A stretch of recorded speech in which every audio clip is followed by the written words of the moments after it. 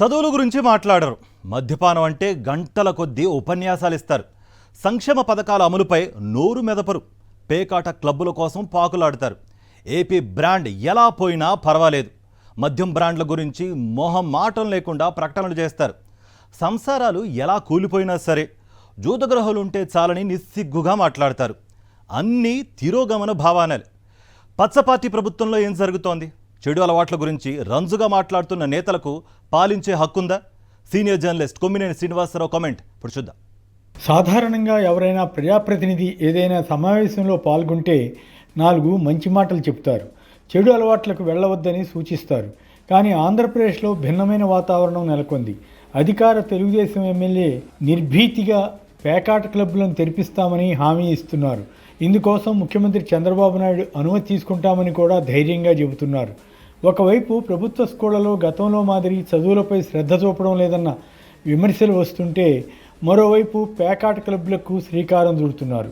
YS Jagan ముఖ్యమంత్రిగా ఉన్న రోజుల్లో ఇలాంటి క్లబ్లను అనుమతించలేదు. దాంతో కొందరు బడాబాబులకు కోపం వచ్చేదట.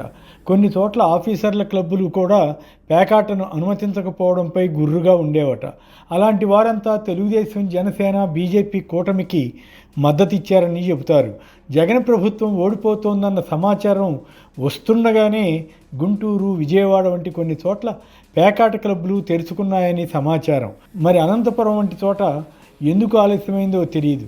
స్థానిక టీడీపీ ఎమ్మెల్యే దగ్గుబాటి వెంకటేశ్వర ప్రసాద్ను క్లబ్ వారు పిలిచి సమావేశం పెట్టి కార్డ్స్ను అనుమతించాలని కోరారు. దానికి ఆయన బదులిస్తూ రాష్ట్రమంతా పేకాట క్లబ్బులు తెరిపిస్తామని హామీ ఇచ్చారట. అధికారులు, ఇతర వర్గాలు తమ రిలాక్సేషన్ కోసం క్లబ్బులను ఏర్పాటు చేసుకుంటాయి. వాటిలో రకరకాల సాంస్కృతిక కార్యక్రమాలు జరుపుతుంటాయి. కుటుంబాలతో కలిసి వచ్చి ఆనందంతో పాల్గొనడం ఆనవాయితీగా ఉంటుంది. కానీ అవి రాను పేకాట క్లబ్బులుగా మారిపోయాయి. కొంతమంది వేల రూపాయల డబ్బును ఈ క్లబ్బుల్లో కోల్పోయి అప్పుల పాలవుతుంటారు. క్లబ్బుల నిర్వహణ వ్యాపారంగా మారిపోయింది. కల్చరల్ క్లబ్బులు కాస్త జోదశాలలుగా మారిపోవడం వెనుక మాఫియాల పాత్ర ఉందని అంటారు. గతంలో హైదరాబాదులో కొన్ని ప్రైవేటు వ్యాపార సంస్థలు క్లబ్బులను నిర్వహించి పెద్ద ఎత్తున జోదాన్ని ప్రోత్సహించేవి. తత్ఫలితంగా కొందరు లక్షలు, కోట్ల రూపాయల మేర నష్టపోయిన ఘటనలు ఉండేవి. ఈ కారణంగా కొంతమంది ఆత్మహత్యలకు కూడా పాల్పడ్డారు. దాంతో అప్పటి ముఖ్యమంత్రి కేసీఆర్ ప్రైవేట్ క్లబ్లను నిషేధించారు. కేవలం చట్టబద్ధమైన క్లబ్లను మాత్రమే అనుమతించారు. ఏపీలో కూడా అనేక చోట్ల ఇదే పరిస్థితి ఉండగా జగన్ ప్రభుత్వం అలాంటి వాటిని అదుపు చేసింది. కానీ ఇప్పుడు టీడీపీ ప్రభుత్వం రావడంతో ఇలాంటి జోదగాళ్లకు ఉత్సాహం వచ్చింది. అనంతపురం క్లబ్లో 4 ఏళ్లుగా జోదం బంద్ అయిందని, దీన్ని ఆరంభించడానికి కలెక్టర్తో మాట్లాడానని, రాష్ట్ర వ్యాప్తంగా జోద క్లబ్బుల పునరుద్ధరణకు ముఖ్యమంత్రి అనుమతి కోరతానని ఆ టీడీపీ ఎమ్మెల్యే నిస్సిగ్గుగా ప్రకటించారు. పైగా ఈ ఎమ్మెల్యే గారు ఇంకో సంగతి చెప్పారు. కరోనా టైంలో క్లబ్లో పేకాట లేనందువల్ల రిటైర్డ్ ఉద్యోగులు కొందరు మరణించారని అన్నారట. ఇదెక్కడి విడ్డూరం?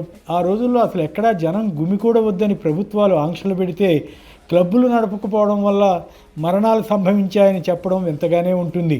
పేద విద్యార్థులకు అవసరమైన పుస్తకాలు, డ్రెస్సులు వంటివి సకాలంలో అందుతున్నాయా లేదా, వారికి స్కూల్ టీచర్లు పాఠాలు సరిగా బోధిస్తున్నారా లేదా అన్నవి చూడవలసిన గౌరవ ఎమ్మెల్యే పేకాట క్లబ్బుల గురించి ఆసక్తి కనపరచడం విశేషం. దీన్ని బట్టి ప్రజలు ఎలాంటి వారిని ఎమ్మెల్యేలుగా ఎన్నుకున్నది, ఎలాంటి ప్రభుత్వాన్ని తెచ్చుకున్నది అర్థం చేసుకోవచ్చు. మరో సంగతి కూడా చెప్పాలి.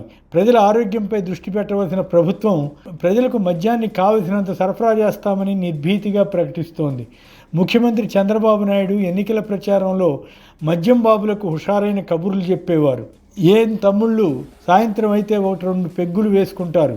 ధరలు పెంచి జగన్ ప్రభుత్వం దాన్ని అందుబాటులో లేకుండా చేసిందా లేదా, తాను అధికారంలోకి రాగానే నాణ్యమైన మద్యాన్ని తక్కువ ధరకే సరఫరా చేస్తామని మరీ హామీ ఇచ్చేవారు. బహుశా దేశంలో మరే రాష్ట్రంలో ఇలాంటి హామీ ఇచ్చిన నేత ఇంకొకరు ఉండరు. ఈ విషయంలో చంద్రబాబు రికార్డు నెలకొల్పి ఉంటారు. మొత్తం మీద మందుబాబుల మద్దతు బాగానే కూడగట్టుకున్నారు. సుమారు 25 లక్షల మంది మద్యం వినియోగదారులు కూటమికి అనుకూలంగా ఓట్లు వేశారన్నది ఒక అంచనా. జగన్ ప్రభుత్వం ఆరోగ్యశ్రీ కింద అనేక వ్యాధులను చేర్చి ప్రజల ఆరోగ్యం కాపాడడానికి ప్రాధాన్యత ఇస్తే, చంద్రబాబు ప్రభుత్వం మద్యం సరఫరాకు ప్రాముఖ్యత ఇస్తోంది. వైసీపీ టైంలో ఉన్న బ్రాండ్లకు తోడు కొన్ని కొత్త బ్రాండ్లను అయితే అందుబాటులోకి తెచ్చారు కానీ ధరలు మాత్రం తగ్గించలేదని మందుబాబులు వాపోతున్నారు. తెలంగాణతో పోల్చితే ఏపీలో మద్యం ధరలు ఎక్కువగా ఉన్నాయట. అయినా మందుబాబులు వాటి గురించి ఫీల్ కావడం లేదేమో తెలియదు. గత ప్రభుత్వం మద్యం షాపులను నిర్వహిస్తుంటే తీవ్రమైన విమర్శలు గుప్పించిన టీడీపీ, జనసేన, బీజేపీ పక్షాలు ఇప్పుడు తాము అధికారంలోకి వచ్చి 2 నెలలు అయినా కూడా అవే షాపులను కొనసాగిస్తుండడం విశేషం. టీడీపీకి చెందిన పలువురు ఎప్పుడు ప్రభుత్వ షాపులు ఎత్తివేస్తారా, ఎప్పుడు తాము ప్రైవేట్ షాపులు నడుపుకోవచ్చా అని ఎదురు చూస్తున్నారట. కానీ దానివల్ల ఏ సమస్యలు వస్తాయని భయపడుతున్నారో కానీ ఇంకా ప్రైవేట్ షాపులకు ఓకే చేయలేదు. స్కూళ్లను బాగు చేయవలసిన ప్రభుత్వం పేకాట క్లబ్లను ప్రోత్సహిస్తే, పేదల ఆరోగ్యాన్ని కాపాడవలసిన ప్రభుత్వం మద్యాన్ని అధికంగా అందుబాటులోకి తేవడానికి ఉత్సాహపడుతోంది. ఇలాంటి ప్రభుత్వాన్ని ప్రజలు కోరుకున్నారా అని ఎవరికైనా సందేహం రావచ్చు. ప్రభుత్వం చేస్తున్న ఆలోచనలను ప్రజలు వ్యతిరేకించే వరకు ఎవరు ఏమనుకున్నా ప్రయోజనం ఉండదని చెప్పక తప్పదు.